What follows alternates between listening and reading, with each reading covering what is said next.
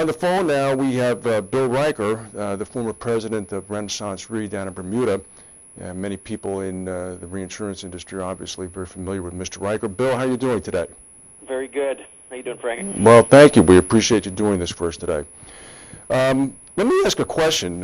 This is an interesting time in the reinsurance industry. We see premiums tumbling. Underwriting discipline is seemingly this time being rigidly enforced. Cash flow accounting has finally been stopped at the water's edge, and it seems that people are stepping back rather than biting at a lot of risks that are going by.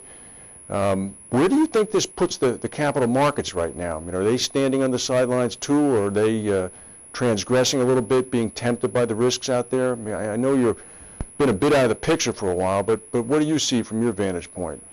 No, I'd say a couple of things. Obviously, there's the price environment has been down, and you're seeing that reflected in people's earnings. Actually, in the first quarter, we talked about a little earlier that it seems like a lot of people are showing their earnings down 25-30% or whatever on average over the industry. I'm sure somebody's else done that calculation, but and people are realistic that when you cut the price and your losses, that doesn't change your losses, and so it's showing up in people's results, and people are starting to really get pretty tough about knowing that they're going to have to put some discipline in. Mm-hmm. I think it's again, I'm not totally familiar with the different ideas in the capital markets. Obviously the cat bond market has been pretty active the last couple of years, but I see that kind of different than what you're talking about. This is now some of the different sidecars and different other investment vehicles.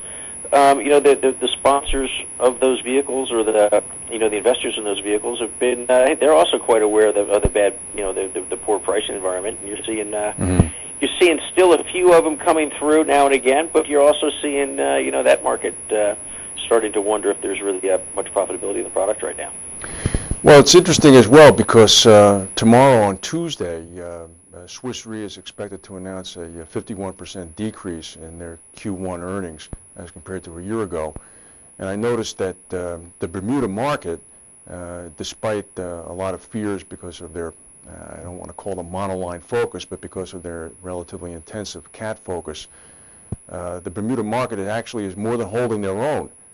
Is that because of some diversification that went on, or just good underwriting, or again, the holding back idea?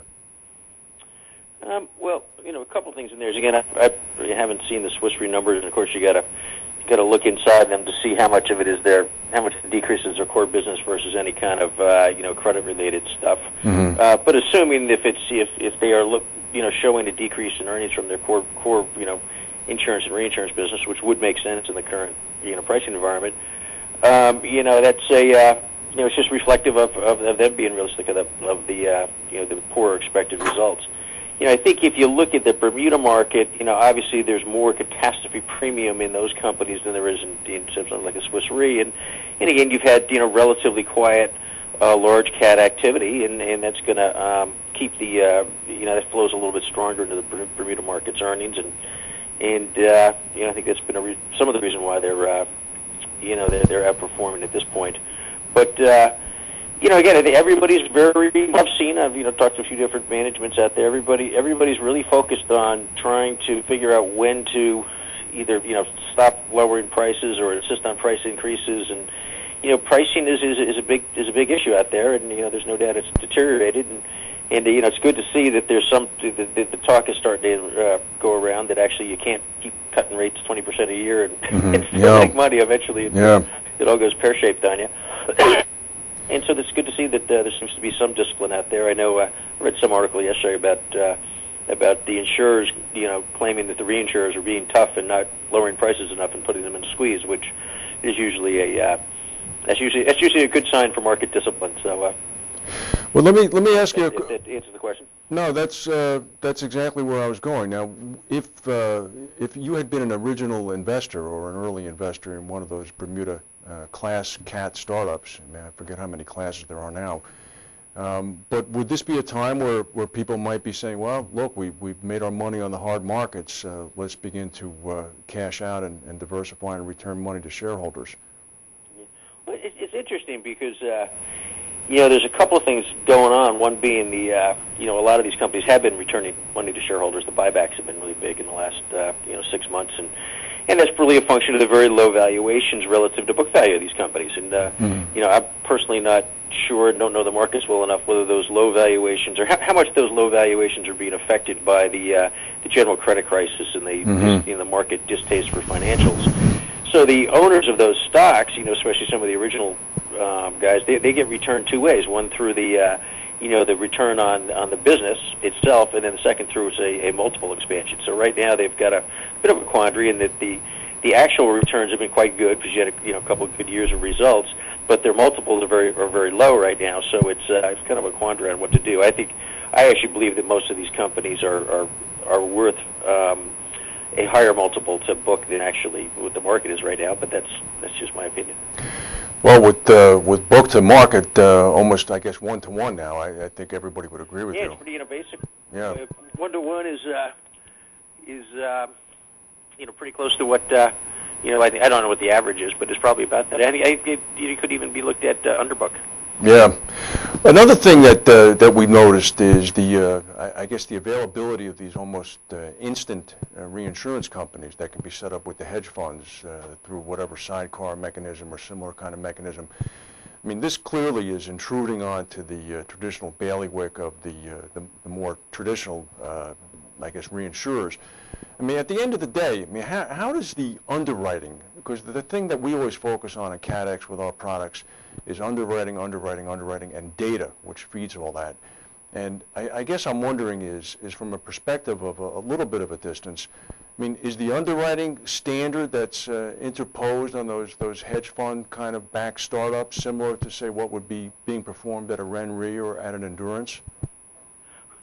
Right. I think a lot of it, it's there's a couple of thoughts there. One, there's no doubt all the investment banks now have 18 different structures sitting on the shelf, and most of the detail work's been done. So, yes, to pull out one and do a new sidecar, do a new, specialized, company or whatever, is it's pretty darn easy these days.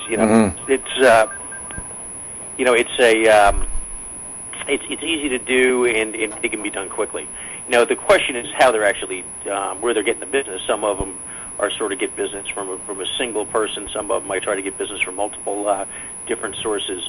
And that's really where the rubber hits the road. I know obviously Ren Re, there was a big part of their business to manage these things. And so when you're in one of those sidecars, you're getting Ren Re's underwriting versus some of these guys are trying to sort of go it alone and hire people that could basically set up a more traditional underwriting shop, which takes a lot of time and a lot of effort, and a lot of people have been unsuccessful in the past trying to, in startups, especially in tough markets. That leads into my last question, actually.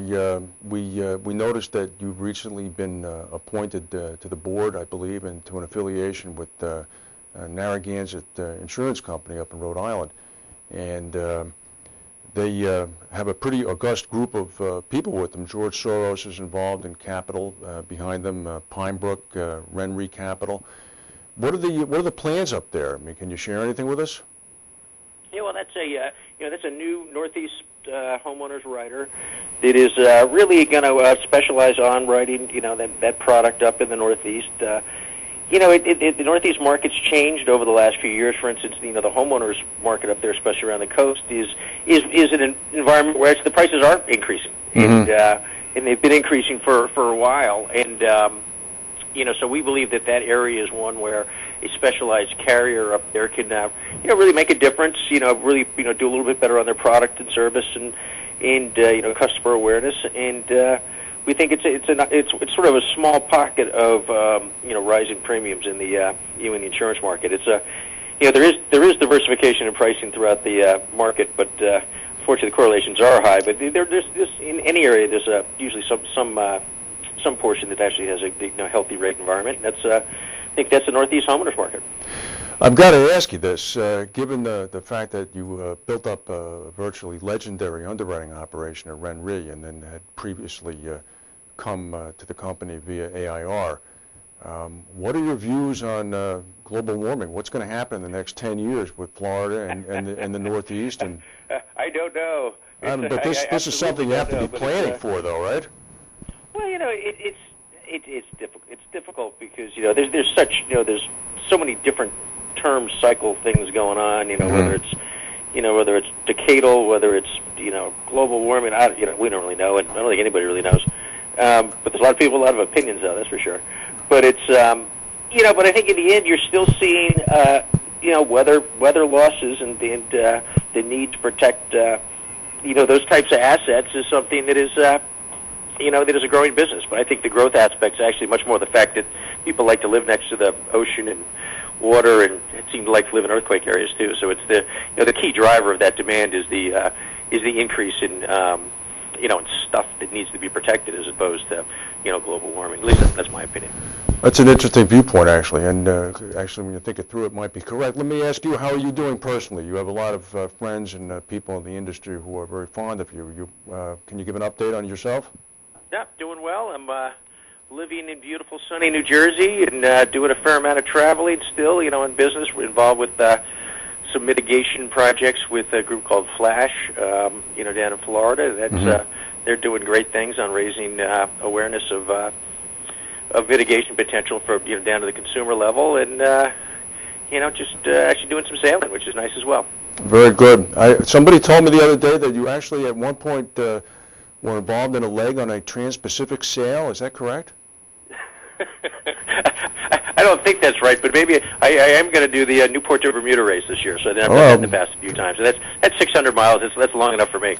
Well, my geography teachers at St. James Grammar School would be dismayed if I classified that as a trans-Pacific sail. But that's certainly ambitious. Good luck to you. That's more than I need to do. Yeah. All right, Bill. Well, listen, thank you very much for taking the time, and we'll talk to you as we go along. Thank you. Great. Thanks, Frank. Appreciate it.